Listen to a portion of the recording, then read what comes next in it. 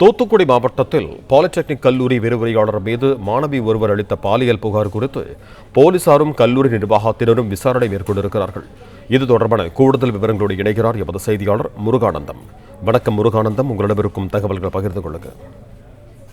வணக்கம். தூத்துக்குடி மாவட்டம் எட்டயபுரத்தில் பாரதியார் நூற்றாண்டு நினைவு அரசு மகளிர் பாலிடெக்னிக் கல்லூரி செயல்பட்டு வருகிறது. இந்த கல்லூரியில் சுமார் 292 மாணவிகள் பயின்று வருகின்றனர்.